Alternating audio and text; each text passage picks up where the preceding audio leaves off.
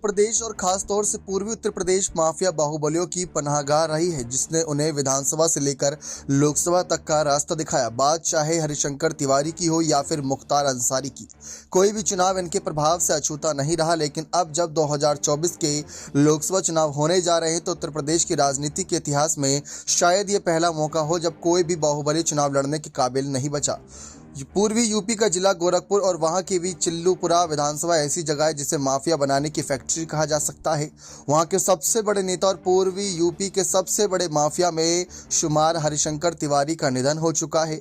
उनके बेटे भीष्म शंकर तिवारी और विनय शंकर तिवारी राजनीति में सक्रिय हैं, विधायक सांसद भी रहे हैं, लेकिन उनके ऊपर पिता की तरह बाहुबली का छप्पा नहीं लगा।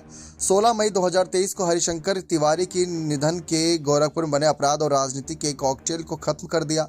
बाकी कहानी तो गोरखपुर की बाहुबली अमर मणि त्रिपाठी की भी है, जिसको मधुमती शुक्ला हत्याकांड में उम्र कैद की सजा हो चुकी है और सियासत के साथ ही उसका बाहुबल भी अब पूरी तरह से जमींदोज हो चुका है। गाजीपुर और मऊ में माफिया मुख्तार अंसारी का अच्छा खासा दखल है। उसे पूर्वांचल के सबसे बड़े माफिया के तौर पर देखा जाता है।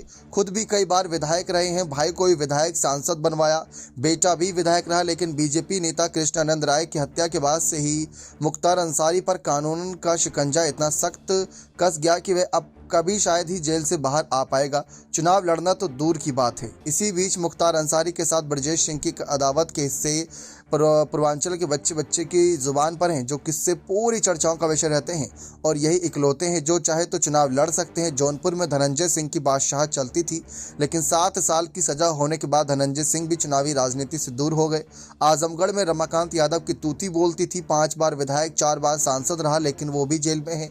3 बार के विधायक और 1 बार मछली शहर से सांसद रहे उमाकांत यादव की भी गिनती बाहुबलियों में होती है, लेकिन उसे भी उम्र कैद की सजा हो चुकी है, तो वो भी चुनाव नहीं लड़ पाएगा। भदोही का बाहुबली नेता और 4 बार विधायक रहा विजय मिश्रा भी 15 साल की जेल में सजा काट रहा है।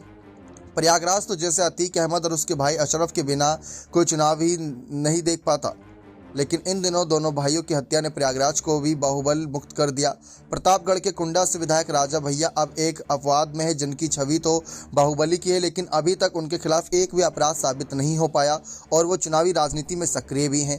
वहीं उत्तर प्रदेश का बुंदेलखंड वाला पूरा इलाका माफिया तो नहीं है, लेकिन डकैतों के चंगुल में जरूर रहा।